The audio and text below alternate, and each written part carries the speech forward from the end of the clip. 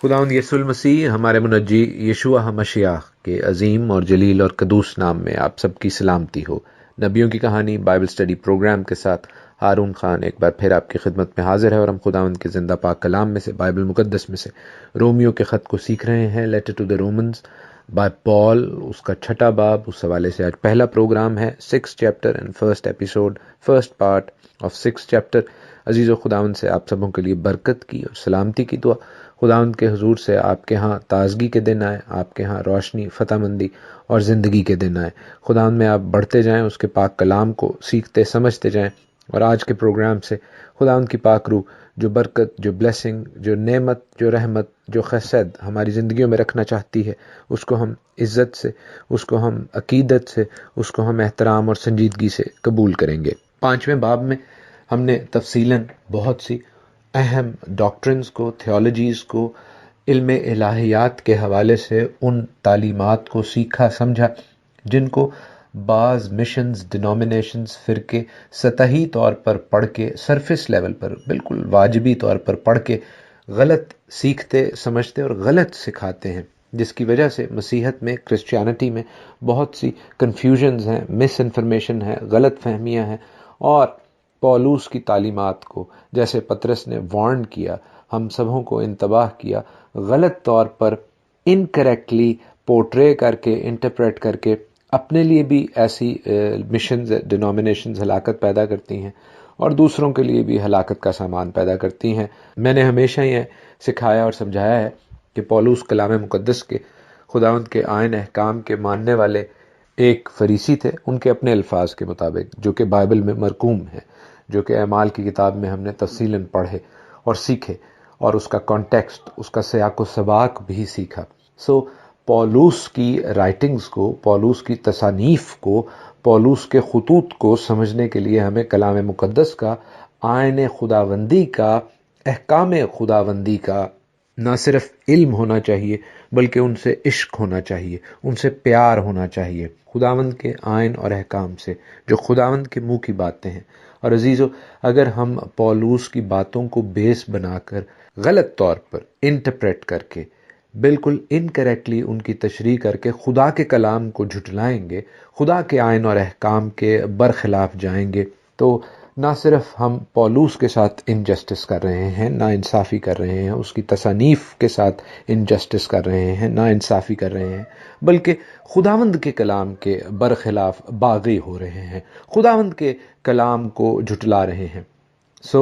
اگر پولوس کے خطوط کو سمجھنا ہے، پولوس کی دی گئی تھیولوجی یا ڈاکٹرن کو سمجھنا ہے، تو ہمیں پولوس بحیثیت ایک ایسے شخص کے جو کہ کلام مقدس کو پیار کرتے تھے، آئین خداوندی سے محبت رکھتے تھے، ان کو سمجھنے کی ضرورت ہے۔ بے شک ان کا سوچنے سمجھنے کا نظریہ تبدیل ہوا، اور وہ صرف مسیح خداوند کے حوالے سے تھا۔ وہ مسیح خداوند کو ایکسیپٹ نہیں کر سکے انیشلی، شروع میں، ابتدا میں، لیکن جب خداوند خود ان پر رونما ہوئے، ان پر آشکار ہوئے، ان سے بات کی دمشق کی راہ پہ، تو پولوس نے کلام خداوندی کو، آئین اور احکام خداوندی کو نہ صرف مسیح یسوع کی ذات میں سمجھا، بلکہ اس سمجھ کو، اس سیکھ کو دوسروں کو سکھانے میں، سمجھانے میں نہایت سرگرم ہو گئے۔ اور یہی ہمارا بھی مشن اور ویژن ہونا چاہیے۔ ضروری نہیں کہ کلام کو سکھا کے، بلکہ کلام کو فالو کر کے، اس کی تابع داری کر کے اپنی زندگیوں سے ہم جیتی جاگتی انجیلیں بن سکتے ہیں، خداوند کے کلام کی خوشخبری کی، گواہی کی تعبیریں بن سکتے ہیں۔ اب آ جائیں 6 باب کے 6 چیپٹر کے حوالے سے جو کانٹیکسٹ ہے۔ میں نے آپ کو 5ویں باب کی 8ویں جو ایپیسوڈ کی، 8واں پروگرام کیا، اس حوالے سے یہ بتایا کہ پولوس نے ایک بڑی بولڈ سٹیٹمنٹ، ایک بڑی شاکنگ سٹیٹمنٹ دی، جو کہ 5ویں باب کی 20ویں آیت تھی کہ جب شریعت بیچ میں موجود ہوئی تو گناہ زیادہ ہو گیا۔ اس کا کیا مطلب تھا؟ کیا شریعت گناہ کا سبب تھی؟ کیا شریعت جو کہ خدا کی شریعت ہے، بے شک موسیٰ کی معرفت دی گئی، لیکن شریعت خدا ہی کی ہے، خدا ہی کے آئین اور احکام ہیں، کیا خدا ہمیں گناہ پر اکسا رہے تھے؟ ہرگز نہیں۔ تو پھر پولوس کی اس سٹیٹمنٹ کا جو کہ بڑی بولڈ اینڈ شاکنگ ہے، کیا مطلب ہے؟ پولوس کیا سکھانا اور سمجھانا چاہ رہے ہیں؟ چھٹے باب میں ہم اس کے حوالے سے سیکھیں گے، اور بھی بہت کچھ سیکھیں گے، لیکن ان سوالوں کے، ان شاکنگ سٹیٹمنٹس کے جو جواب ہیں، جن کے حوالے سے بہت سے لوگوں نے کہا کہ ہم منتظر ہیں سیکھنے کے لیے، سمجھنے کے لیے، we must learn them and we must learn them first hand from the holy spirit. ہمیں پاک روح کی ہدایت سے اور پاک کلام ہی کی روشنی میں ان کو سیکھنا ہے. چھٹا باب رومیو کا کچھ یوں سٹارٹ ہوتا ہے. 6th chapter starts like this. پس ہم کیا کہیں؟ کیا گناہ کرتے رہیں تاکہ فضل زیادہ ہو؟ ہرگز نہیں. ہم جو گناہ کے اعتبار سے مر گئے، کیوں کر اس میں آئندہ کو زندگی گزارے؟ کیا تم نہیں جانتے کہ ہم جتنوں نے مسیح یسوع میں شامل ہونے کا بپتسمہ لیا تو اس کی موت میں شامل ہونے کا بپتسمہ لیا؟ پس موت میں شامل ہونے کے بپتسمہ کے وسیلہ سے ہم اس کے ساتھ دفن ہوئے، تاکہ جس طرح مسیح باپ کے جلال کے وسیلہ سے مردوں میں سے جلایا گیا، اسی طرح ہم بھی نئی زندگی میں چلیں. کیونکہ جب ہم اس کی موت کی مشابہت سے اس کے ساتھ پیوستہ ہو گئے تو بے شک اس کے جی اٹھنے کی مشابہت سے بھی اس کے ساتھ پیوستہ ہوں گے. چنانچہ ہم جانتے ہیں کہ ہماری پرانی انسانیت اس کے ساتھ اس لیے مصلوب کی گئی کہ گناہ کا بدن بیکار ہو جائے، تاکہ ہم آگے کو گناہ کی غلامی میں نہ رہیں، کیونکہ جو موا وہ گناہ سے بری ہوا.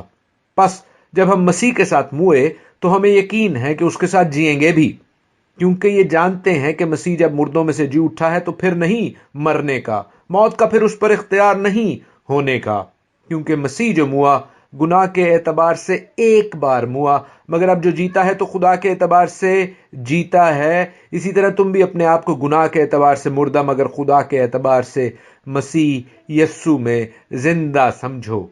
پس گناہ تمہارے فانی بدن میں بادشاہی نہ کرے کہ تم اس کی خواہشوں کے تابع رہو، اور اپنے اعضاء ناراستی کے ہتھیار ہونے کے لیے گناہ کے حوالے نہ کیا کرو، بلکہ اپنے آپ کو مردوں میں سے زندہ جان کر خدا کے حوالے کرو، اور اپنے اعضاء راست بازی کے ہتھیار ہونے کے لیے خدا کے حوالے کرو، اس لیے کہ گناہ کا تم پر اختیار نہ ہوگا، کیونکہ تم شریعت کے ماتحت نہیں بلکہ فضل کے ماتحت ہو. پس کیا ہوا کہ ہم اس لیے گناہ کریں کہ شریعت کے ماتحت نہیں بلکہ فضل کے ماتحت ہیں؟ ہرگز نہیں. کیا تم نہیں جانتے کہ جس کی فرما برداری کے لیے اپنے آپ کو غلاموں کی طرح حوالے کر دیتے ہو، اسی کے غلام ہو جس کے فرما بردار ہو، خواہ گناہ کے جس کا انجام موت ہے، خواہ فرما برداری کے جس کا انجام راست بازی ہے. عزیزو، میں نے 16 آیات کو 16 ورسز کو آپ کے لیے کنٹینیویشن میں پڑھ دیا ہے. اس میں مزید کچھ آیات ہیں، اور یہ جو 16 آیات پڑھی یہ بھی میں نے تسلسل میں پڑھ دی، کنٹینیویشن میں پڑھ دی، لیکن ہم ان تمام آیات کو آج کے پروگرام میں کور نہیں کر سکیں گے. تو بھی ان کو پڑھنا ہم سبوں کے لیے باعث برکت ہو اور خداوند کے نام کے جلال کے لیے ہو. چھٹے باب کا آغاز اصل میں اس 20ویں آیت جو 5ویں باب کی تھی، 5th chapter 20th verse تھی، کہ بیچ میں شریعت موجود ہوئی تاکہ گناہ زیادہ ہو جائے، اور جہاں گناہ زیادہ ہو وہاں فضل اس سے بھی زیادہ ہو. اس کے جواب میں ہے. چھٹے باب کا آغاز پولوس اس اسٹرا مین کو تباہ کر کے، اس اسٹرا مین کی دھجیاں بکھیر کے کرتے ہیں. وہ ایک آرگیومنٹ دے رہے ہیں. انہوں نے ایک شاکنگ سٹیٹمنٹ دی 20ویں آیت 5ویں باب پچھلے باب میں، اور چھٹے باب کا آغاز کیا کہ ہرگز نہیں. سو ہی ریفیوٹس دیٹ، اس کو رد کرتے ہیں اس بات کو، اور وہ کہتے ہیں کہ ہم کیا کہیں؟ کیا گناہ کرتے رہیں؟ ہرگز نہیں. عزیزو، پیشتر اس کے کہ ہم چھٹے باب کی جو تشریح ہے، جو تفسیر ہے، اپنی بائبل سٹڈی ہے، یہ ہمارا علمی اور روحانی سفر ہے، اس کو جاری کریں. میں اس ورڈ گریس کو، جو فضل ہے، اس کو مختصراً آپ کے ساتھ شیئر کرنا چاہتا ہوں کہ ہیبرو میں، عبرانی میں اس ورڈ کی، اس لفظ کی کیا اہمیت ہے. یہ کیا لفظ ہے؟ گریس یا فضل عبرانی میں کہتے ہیں خین. کئی دفعہ ایک ہیبرو ورڈ، ایک عبرانی لفظ خسد بھی گریس کے لیے استعمال ہوتا ہے، لیکن در حقیقت فضل یا گریس کو عبرانی میں کہتے ہیں خین. خین کا مطلب ہوتا ہے فیور یا کوئی باعث رکھنا، کسی شخص کو آؤٹ آف دا بلو جا کر، آؤٹ آف دا وے جا کر فیور کرنا۔ جو گریک ورڈ ہے جس سے گریس آئی ہے انگلش میں اور فضل آیا ہے اردو میں، وہ گریک ورڈ ہے چیرس، یا کریکٹ پروننسیشن ہے خیرس، لیکن وہ سی ایچ کے ساتھ لکھا جاتا ہے تو کئی لوگ اس کو چیرس بھی پڑھتے ہیں، پروننسیشن ہے خیرس۔ سو یہاں پر گریک خیرس ہیبرو خین کو ٹرانسلیٹ کر رہی ہے۔ ہاؤ ایور خیرس میں جو عبرانی کا خین اور عبرانی کا خسید ہے، ان دونوں کی خصوصیات مل جاتی ہیں، یعنی گریس اور فیور جو خین کا مطلب ہے، اور کائنڈنس اور گڈ ول جو خسید کا مطلب ہے، لونگ کائنڈنس۔ ہم پچھلے دنوں امریکہ گئے ہوئے تھے، وہاں پر بائبل میوزیم میں ہمیں پرانے وقتوں کا جو سین ہے وہ لوگ ایکٹرز وہاں پر انیکٹ کر رہے تھے، تو ایک ریبائی ملے جو کہ ایک ہیبرو اسکالر تھے، تو وہ ہمیں خسید ورڈ کے بارے میں سکھا رہے تھے۔ اور وہاں پر آپ کے بھائی، آپ کے خادم مجھے یعنی ہارون خان کو یہ موقع بھی ملا جب انہوں نے کہا کہ یہاں پہ کوئی عبرانی پڑھ سکتا ہے، ہیبرو پڑھ سکتا ہے، تو مجھے انہوں نے تورا اسکرول دیا، بائبل کے ایک پڑھنے کا جو نسخہ ہے وہ دیا جو عبرانی میں لکھا ہوا تھا، اور پہلی آیت جو پیدائش کی ہے، جینیسس کی ہے، وہ میں نے پڑھی تو وہ بہت حیران ہوئے، اور انہوں نے کہا کہ یہ فرسٹ ٹائم ہوا ہے ایسا کہ یہاں پر ہم یہ سکھا رہے ہیں عبرانی کے حوالے سے، ہیبرو کے حوالے سے، اور کسی نے عبرانی آ کے پڑھی ہے۔ اور ایک اچھا ایکسپیرینس تھا۔ بعد میں وہاں پر موجود جو امریکن پاسٹرز تھے آڈینس میں، انہوں نے بھی میری حوصلہ افزائی کی، بات چیت کی، اور پاکستان کی اور یو کے حوالے سے جو کلیسیائیں ہیں ان کے حوالے سے ترقی کی بات چیت کی۔ So it was good. میں کوشش کروں گا اس حوالے سے، اپنے سفروں کے حوالے سے جو انٹرسٹنگ بات چیت ہے کلام کے ساتھ جو ریلیٹ کی جا سکتی ہے، وہ وقتاً فوقتاً آپ کے ساتھ شیئر کرتا چلوں۔ لیکن یہاں پر ہم دیکھ رہے ہیں خیرس کے حوالے سے، جو گریک خیرس ہے وہ عبرانی خسید اور خین دونوں کی ڈیفینیشنز، دونوں کے کریکٹرسٹکس کو اپنے میں سمیٹے ہوئے ہے۔ اب جیسے میں نے آپ سے کہا کہ عبرانی میں، ہیبرو میں جو خین ہے یا گریک میں جو خیرس ہے، ان کا مطلب یہی ہے کہ out of the way favour دینا۔ اس میں فیور کی، اس میں کسی کی حمایت کرنے کی ایک نوشن ہے، ایک آئیڈیا ہے۔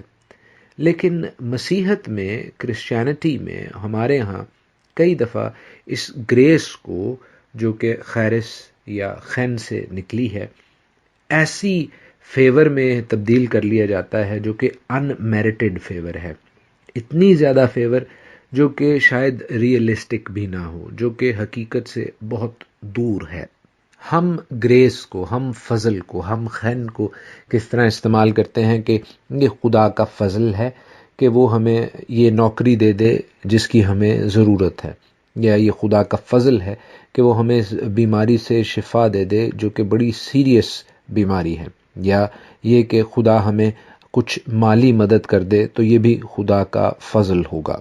ہم فضل کو، ہم گریس کو، ہم اس خیرس یا خین کو جب تک کسی ایک خاص پرٹیکولر آئیڈینٹیفائبل ایکشن کے ساتھ، کسی فعل کے ساتھ جوڑ نہ لیں، کسی ایپلیکیشن کے ساتھ اس کا تعلق نہ بنا لیں، تب تک ہمیں فضل کا مطلب سمجھ ہی نہیں آتا۔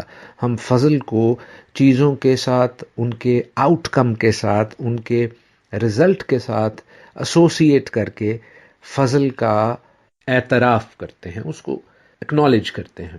اور جب ہم یہ کہتے ہیں کہ ہم فضل کی وجہ سے بچ گئے، we are saved by the grace of God, اس کی ایپلیکیشن ہمیں اس وقت سمجھ آئے گی، اس کا صحیح طور پر اندازہ ہمیں اسی وقت ہوگا جب ہم اسے خدا کے اس ایکشن کے ساتھ ایسوسیٹ کریں گے، خدا کے اس فعل کے ساتھ ایسوسیٹ کریں گے جس کی وجہ سے ہم بچ گئے، جس کی وجہ سے ہم نے نجات پائی۔ سو فضل کو ہم نے کس کے ساتھ ریلیٹ کرنا ہے؟ فضل کو ہم نے خدا کے اس بڑے کام کے ساتھ ریلیٹ کرنا ہے جو کہ کوہ کلوری پر ہوا۔ جو کہ میرے اور آپ کے منجی عالم یہوشوا ہمشیاہ یسوع المسیح ناصری نے کیا۔